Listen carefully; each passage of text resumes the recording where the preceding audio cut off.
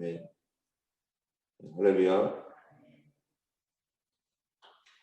하나님께서 이스라엘과 유다에 대하여 두 여인의 행음을 비유로 그들의 그 우상 숭배와 또 부도덕함과 하나님을 멀리 떠남을 두 여인을 통해서 우리에게 말씀해 주십니다.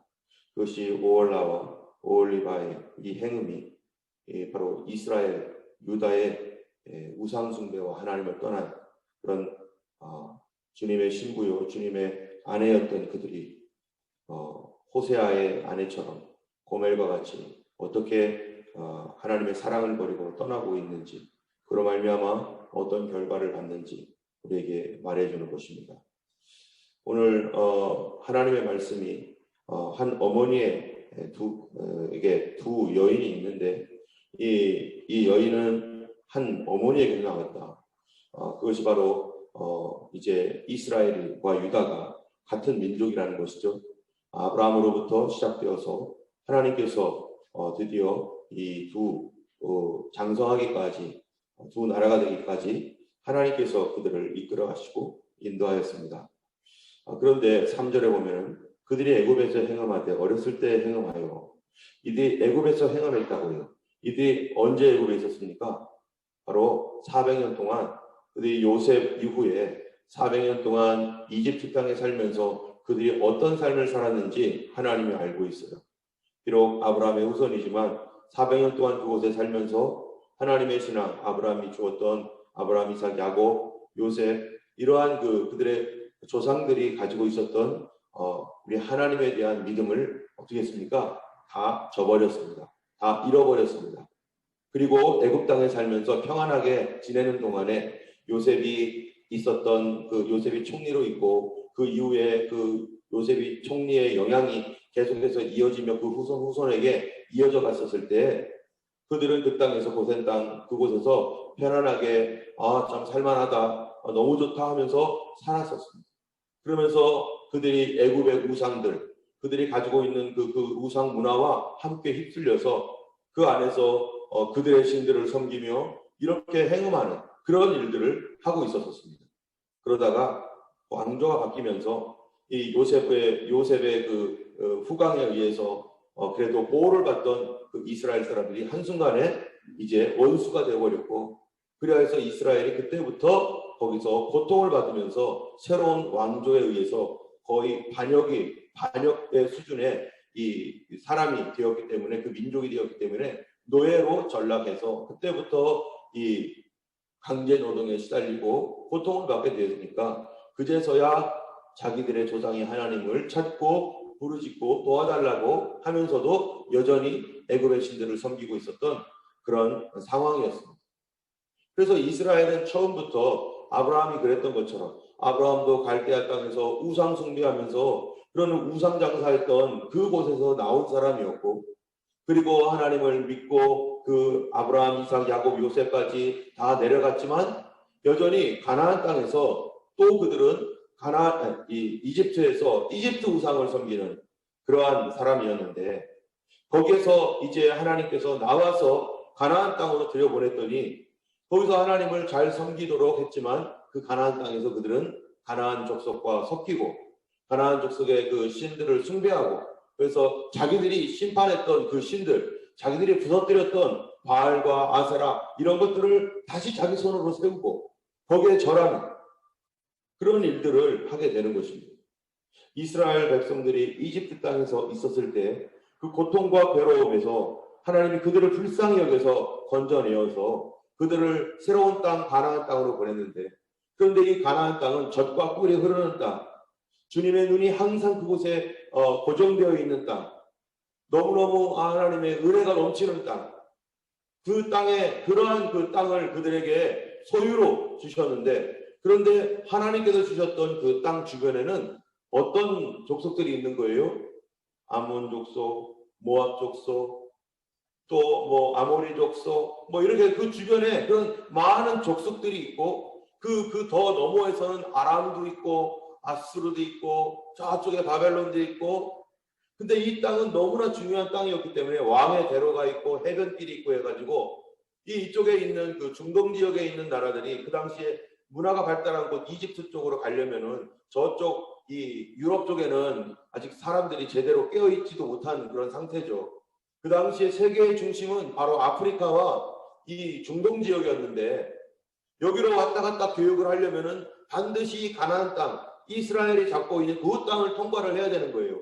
가장 핵심적인 길목에 있는 그 땅, 모든 사람들이 탐낼 수 있는 요 땅만 차지하면 우리가 돈 많이 벌 텐데 이 땅이 너무 중요한데 하면서 교통의 요지에 있는 이 땅, 그런데 이 땅 주변에는 그렇게 중요한 땅 주변에는 뭐가 있냐면은 우상 숭배하는 나라들이 가득하다는 거죠. 그리고 그 땅을 노리고 있는 사람들도 가득하고. 그런데 그 땅 가운데 하나님의 거룩한 백성을 거기에 심어 놓으셨어요.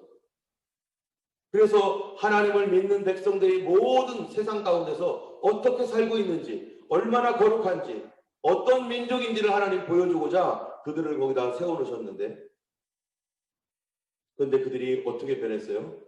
거룩한 백성이 아니라 여기 나온 것처럼 오올라와 오올리바와 같이 행음하고 또 음란하고 부패한 그런 족속이 되어버렸다는 것입니다. 하나님께서 신명기서에 보면은 내가 너희에게 재물 얻을 능도 주고 너희가 짓지 아니한 집을 집에서 살게 하고 너희가 심지 아니한 포도를 따먹게 되고 하나님께서 그들에게 풍성하게 공급해줘서 신명기 28장에서 보면은 너희들이 들어가도 복을 받고 나가도 복을 받고 떡반죽 그릇과 또 우양 너희 외양간에 있는 우양과 그런 그 양의 염소 새끼들과 이런 모든 것들이 하나님께서 계속해서 복을 내리고 너희들이 잘 먹고 잘 살 때 절대로 하나님 잊지 말아라. 너희들 세계 모든 민족 위에 뛰어난 민족이 되게 해주겠다라고 하는 그 약속대로 하나님께서 그들에게 축복하면서 복을 내렸는데 그때 가장 그 축복의 절정이 언제입니까? 바로 솔로몬 왕 당시죠. 솔로몬 왕 당시에 축복의 절정에도 수많은 그 사람들이 외국에서 솔로몬에게 인사하러 오고 야 이스라엘은 좋겠다. 저렇게 훌륭한 왕이 있으니 얼마나 좋을까. 와서 보고서 뭐라고 합니까? 내가 생각했던 것보다 훨씬 더 좋네. 내가 생각한 것보다 훨씬 더 훌륭하네.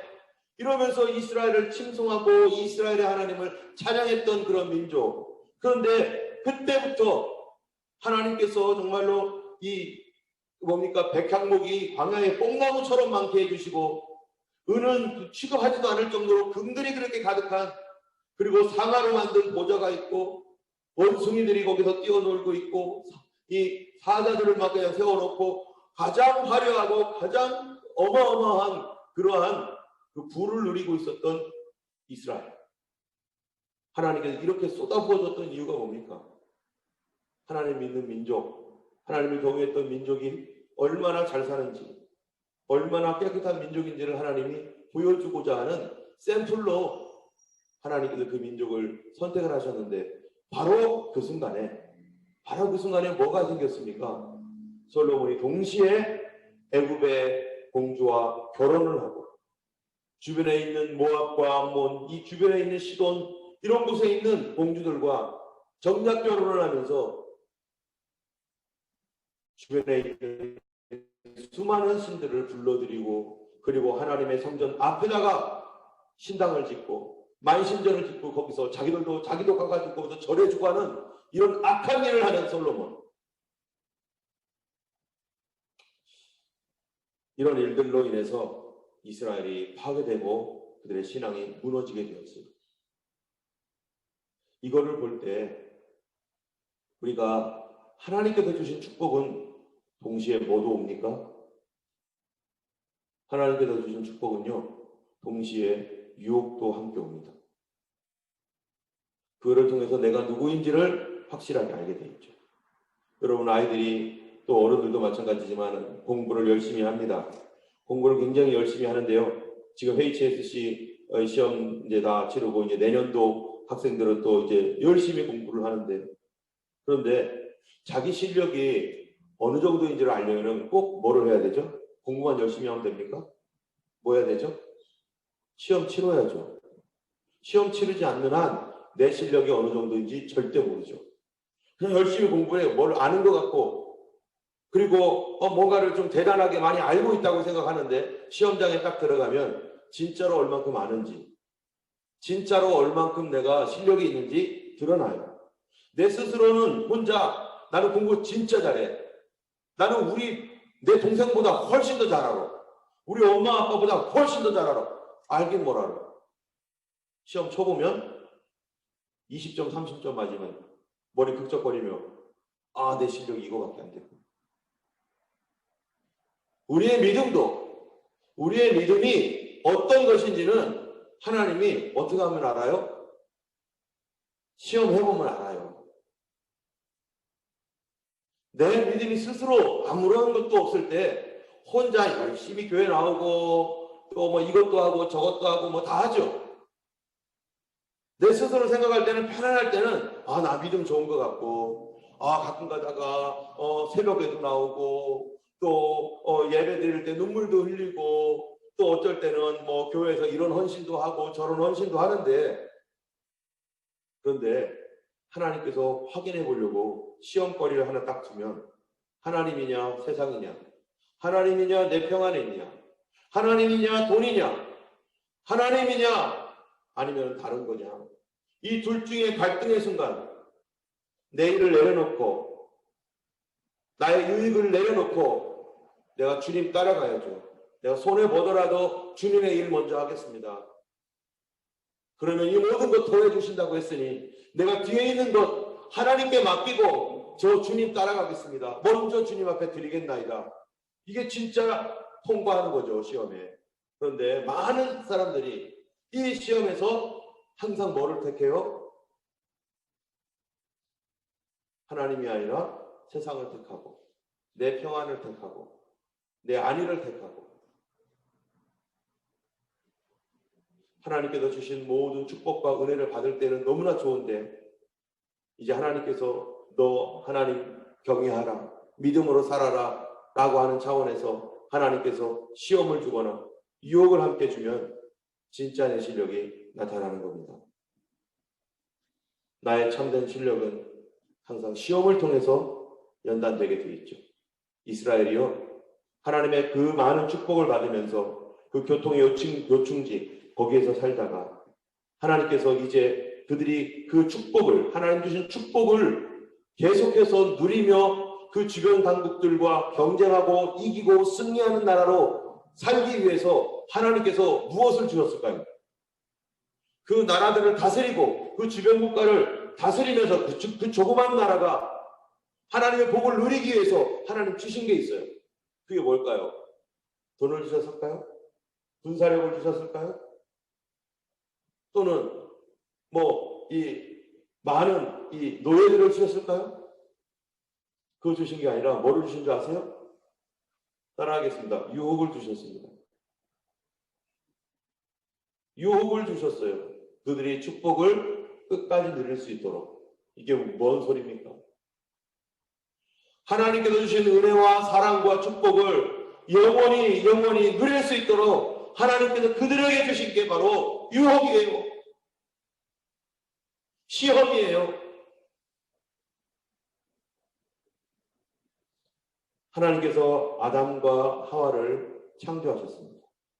그리고 그들에게 영원히 하나님과 동행하며 영원히 하나님을 모시고 하나님의 동산 에덴에서 주님과 함께 천국의 삶을 누리며 그들에게 주신 사명을 감당하도록 주신 건 뭡니까? 유혹입니다. 그 유혹이 뭐죠? 선악을 알게 하는 나무의 열매는 먹지 마라. 먹으면 정령 죽으리라. 이것을 이기라.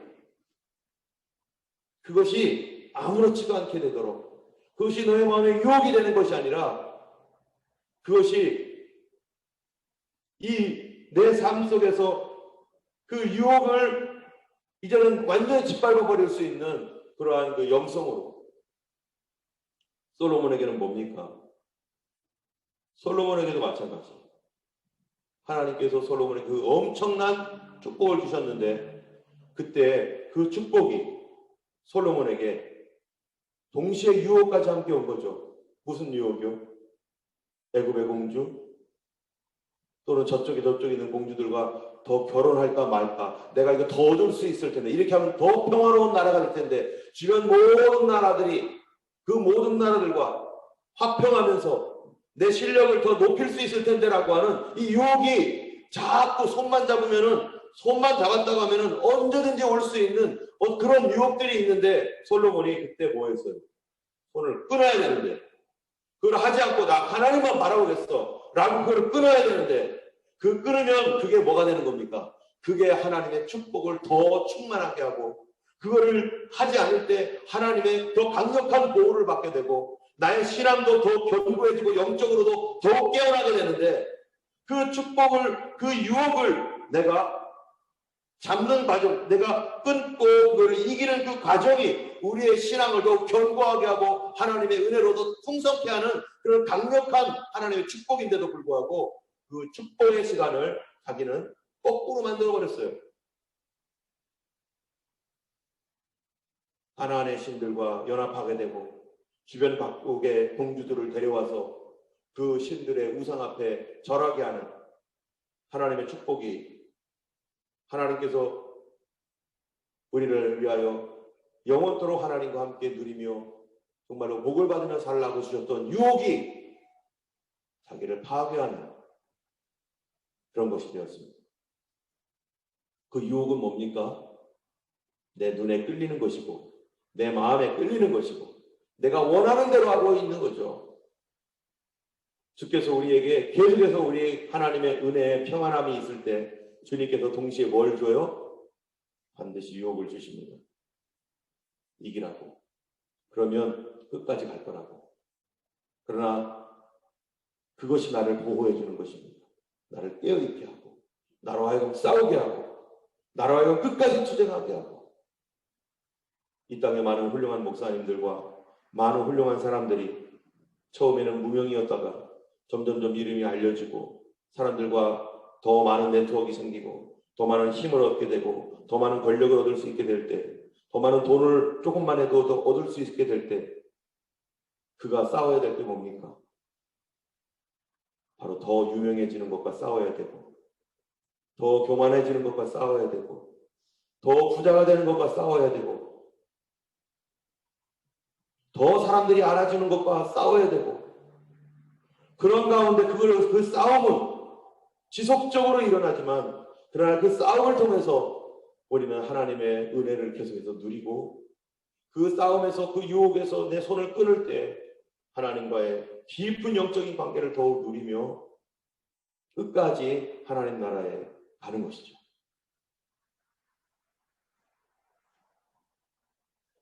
우리의 진짜 실력은 바로 이 유혹을 통해서, 시험을 통해서 나타나게 되는 것입니다. 그런데 우리는, 많은 사람들이 그렇게 하지 못하고 뭐합니까? 내 눈에 보인다고, 내 마음에 끌린다고 해서 그 하나님께서 축복으로 주신 그 유혹을 덥석 잡아버려요. 그래서 5절에 보면은 23장 5절을 한번 읽어보겠습니다. 오홀라가 내게 속하였을 때에 행음하여 그가 연애하는 자, 곧 그의 이웃 아수르 사람을 사모하였나니. 이 이스라엘이 아수르를 사모하며 그랬죠. 아하스 왕 때나 뭡니까? 그 이후에 그러한 이 북이스라엘부터 남유다까지 다 그 강력한 나라 아수르를 사모하면서 아수르에 아구하고 아수르 신을 데려다가 거기다가 잘 보이려고 절하고, 아수르를 의지하고자 하는 그런 마음들, 애국을 의지하고자 하는 마음들, 바벨론을 의지하고자 하는 마음들 때문에 그쪽 신들에게 경배하고 그거를 막 데리고 와가지고 그 문화를, 그 선진국이라고 해가지고 그렇게 그거를 받아들일 때 이게 뭡니까? 자기가 사모했다는 거예요. 뭐 때문에 망해요? 내가 사모하는 것 때문에 망해요. 내가 사랑하는 것 때문에 망해요. 정말로 사랑하면 안 되는 거를 사랑했기 때문에. 옛날에 그런 노래가 있잖아요. 옛날엔 뭔 뜻인지도 모르고 아주 어렸을 때 불렀던 것 같아요, 사람들이. 저는 이게 뭔 뜻인지도 모르고. 근데 저는 배우려고 한 건 아닌데 그 노래가 기억나요. 사랑해선 안 될 사람을. 나중에 알고 봤더니 이게 그러면 안 되는 거지, 정말. 사랑한 죄라서 말 못하는 이가 있으면 뭐 어쩌고 정말로 내가 사랑해서는 안 될 그 사랑하면 안 될 것들을 사랑함으로 죄와 범죄의 유혹에 빠져서 그를 이기는 것이, 그런 것이 왜 없겠습니까? 이기는 것이 결혼을 아름답게 유지하는 것이고 하나님과의 관계를 아름답게 유지해 나가는 것이고 그리고 더욱 풍성한 하나님의 은혜를 경험하는 것이고 그렇게 하라고 그런 것들을 이기는 것이 진짜 믿음이고 진짜 사랑이고 진짜 진리인데 아수르를 사랑하지 말아야 되는데 자기들이 사모하고 사랑하는 것 때문에 어떻게 됐다고요? 바로 그것 때문에 망했습니다. 바로 그것이 아수르, 자기들이 사모했던 아수르가 자기들을 망하게 만들었어요. 22절에 보면은 그러므로 오올리바야 주 여호와께서 이같이 말씀하셨느니라. 나는 네가 사랑하다가 싫어하는 자들을 충동하여 그들이 사방에서 와서 너를 치게 하리니. 사랑하던 자들이 마음이 변해버리고 내가 사랑해서 그들을 잡자마자 어떻게 됐다고요? 그들이 우리를 계속 사랑해 주나요? 그게 아니라 마음이 확 변해버리고 그들을 딱 잡은 그 순간 그들의 마음을 하나님 확 돌려버려가지고 사랑이 변하여 뭐가 돼요? 이제는 미움이 되게 하고 지긋지긋하게 만들어버리고 그래서 계속해서 압박하고 계속해서 죽이고 선악을 알게 하는 나무의 열매를 옳거니 저거 내가 하나님 되겠다 하고서 따먹었더니 그 선악을 알게 하는 나무를 따먹은 것이 나를 죽이고 그때부터 사단이 좋다고 고마워 하면서 손을 잡은 게 아니라 사단이 그때부터 옳거니 잘됐다 하면서 발로 짓밟으면서 지금 인류가 수많은 전쟁과 고통과 악으로 지금까지 이 고생을 하고 있잖아요. 우리의 삶은 항상 뭐가 있습니까? 싸움이 있습니다. 그리고 하나님께서 주신 축복은 하나님이 동시에 유혹과 함께 주십니다. 그 유혹은 우리에게 저주가 아니라 오히려 우리로 하여금 하나님 앞에 견고하게 굳건하게 서게 만드는 하나님의 축복을 이어가게 만드는 승리의 귀한 선물이기도 합니다. 그렇다면 그거를 손을 대면 안 되는 거죠. 절대로 손을 대면 안 되는 거죠. 그리고 그쪽에는 눈길도 주지 말아야 되는 거죠. 그건 생각도 말아야 되는 거죠. 항상 있습니다. 그러나 나 자신을 내려놓고 그동안에 그것 때문에 나를 죽여왔고 그래서 그것이 나의 십자가가 되어서 뭐 한다고요? 십자가를 내가 지고 주를 따라가도다. 그 유혹도 나의 십자가예요. 왜요? 주님 따라가기 위해서 그거를 이겨야 되기 때문에.